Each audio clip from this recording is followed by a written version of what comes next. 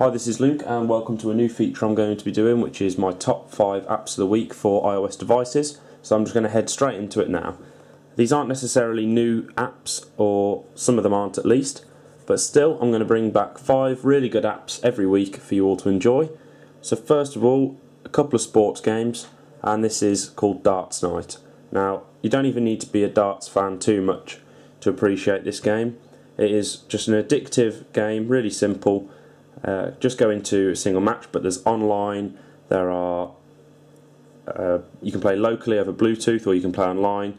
You can choose your difficulty of opponent, anything like that. It's not a particularly complex game, but it is really unique. It feels really natural how you play. As I say, you don't need to be a huge darts fan to appreciate this one. It's just nice and simple. So it's nice and quickly to run if you're playing online as well.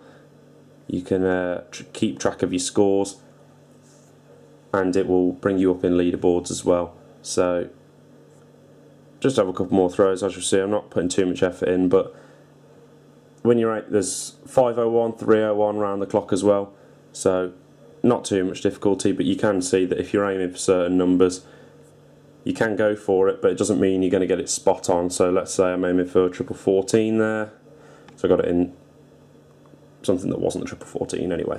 On to the next app. This is Showdown. As I say, there's a couple of sports games. This is the second of them, and this is just a penalty shootout game, but this is another really addictive one. I've tried to put quite a few addictive games in here.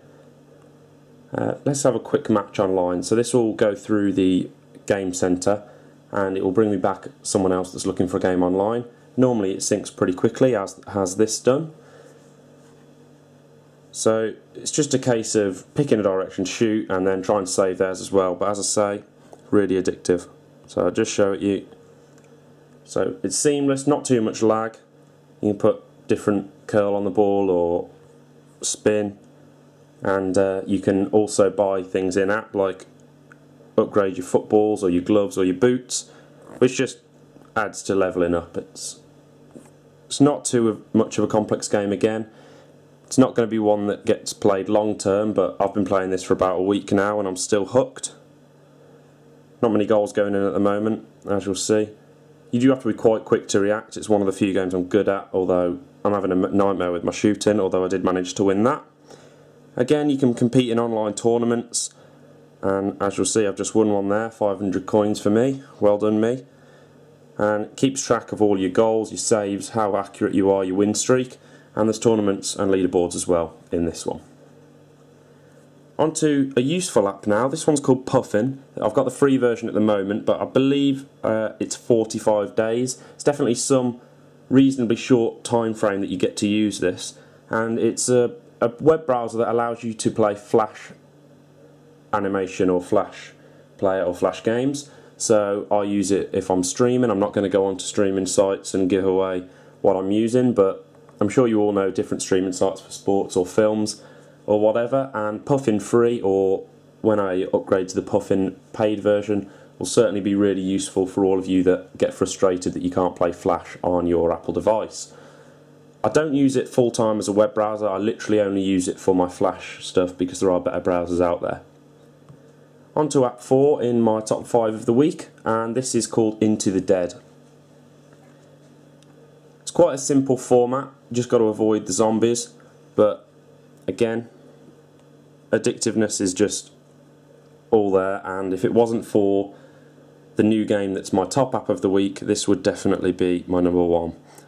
So you can upgrade everything, you earn coins, and you can buy different weapons or different upgrades, and you set it up. So I've set mine up just to be left and right to turn, but you can do it with tilt, or there's another option as well which I'm not 100% sure what it was, but it starts off relatively easy should I say, but it quickly gets a lot harder, as you'll see. I'll be quiet, I'll stop talking for a few moments while I try and concentrate on doing well, don't want to embarrass myself.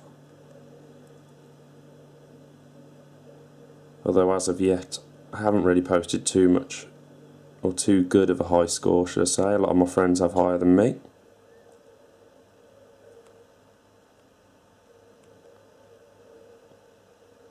There we go, I've tripped over a fence there, which can stumble you.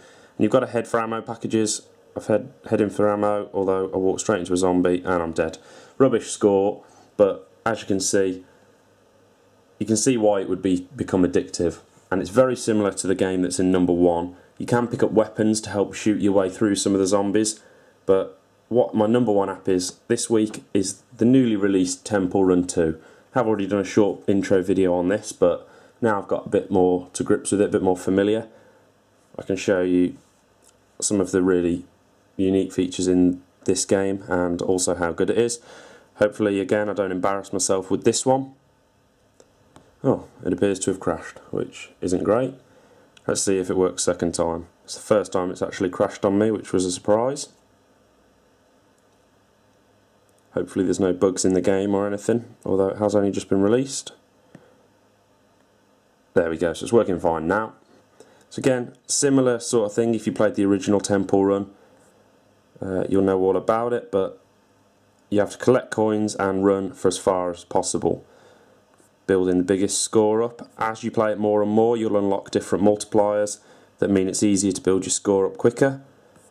You have to jump and slide and turn, avoid all obstacles, and if you have played the original one, I believe most people have, I'm sure you'll agree that it's one of the most addictive games ever released on the App Store. Now you can get various pickups. I've just picked up a coin magnet which doesn't last for too long. None of the pickups last for too long, but it just means that I can automatically get the coins sucked into me. And you'll see down the left hand side I've built up a bar for a shield, so I can double tap on my screen and protect myself from any obstacles for a very short period of time. Again, picked up a coin magnet there. Now hopefully I'm going to break my high score here. I'm actually doing a lot better than I normally do.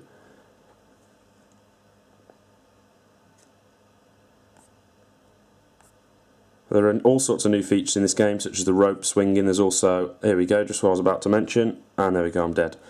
Now it gives you the option to continue if you've got earned gems, or you can actually purchase gems as well. Unfortunately, if this message comes up, it means you haven't got any gems left. So no, there's my score, 468 coins, not too bad.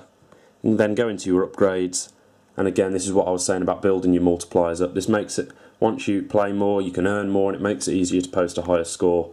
And you really do have to play this one to understand it, but definitely one of the best apps released for Apple devices, and it's my number 1 app this week. If you found this useful at all, then please share it and like it. Let me know your thoughts in the comments below, any suggestions for apps to include in next week's one, and subscribe to my channel obviously to keep updated with these rundowns. Thanks for watching.